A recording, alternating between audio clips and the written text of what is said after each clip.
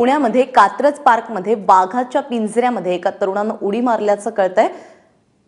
त्यामुळे आता खळबळ उडालेली आहे। कात्रज पार्कातील ही घटना आहे। सुदैवानं कुठलीही इजा या तरुणाला झालेली नाहीये।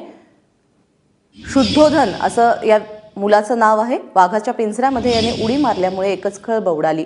कैफ वाघाने तरुणाला इजा पोहोचवलेली नाहीये। त्यामुळे कात्रजच्या राजीव गांधी प्राणी संग्रहालयातली ही घटना आता समोर येतेय। मात्र सुदैवाची गोष्ट या तरुणाला इजा झालेली नाहीये। मंदार गोंजारी आपल्याबरोबर आहे। मंदार, नेमकं काय घडलं आज कात्रज पार्कमध्ये? प्राजक्ता 24 वर्षाचा युवक आहे, शुद्धोधन वानखेडे नावाचा। चाकणमध्ये एका कंपनीमध्ये काम करतो, परंतु त्याच्या डोक्यावरती परिणाम झाला असावा अशी शक्यता वर्तवली जाते। एकंदरीत ही सगळी घटना पाहता आज दुपारनंतर तो कात्रजच्या राजीव गांधी प्राणी संग्रहालयामध्ये गेला। त्या ठिकाणी त्यांनी आधी पिवळ्या रंगाचा जो वाघ आहे त्याच्या पिंजऱ्यामध्ये उडी मारण्याचा प्रयत्न केला। त्यावेळी त्याला सुरक्षा रक्षकांनी अडवलं। त्यावेळी सुरक्षा रक्षकांसोबत त्याची बाचाबाची झाली। सुरक्षा रक्षकांच्या ताब्यातून तो निसटला आणि त्यांनी त्याच पिंजऱ्या शेजारी असलेला जो दुसरा पिंजरा आहे पांढऱ्या वाघाचा, या वाघाचं नाव कैफ आहे, त्याच्या पिंजऱ्यामध्ये उडी मारली।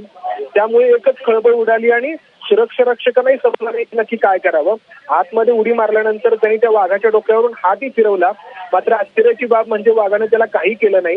1.5 ते 2 मिनिटं हा शुद्धोधन वानखेडे त्या वाघाच्या पिंजऱ्यामध्ये होता। अखेर प्राणी संग्रहालयातील कर्मचाऱ्यांनी वाघाला या पिंजऱ्यातून आतमध्ये पलीकडे जो मुख्य पिंजरा आहे तिकडे पाठवण्याचा जो रस्ता आहे तिथून या तरुणाला बाहेर काढलं आणि पोलिसांच्या ताब्यात दिलं।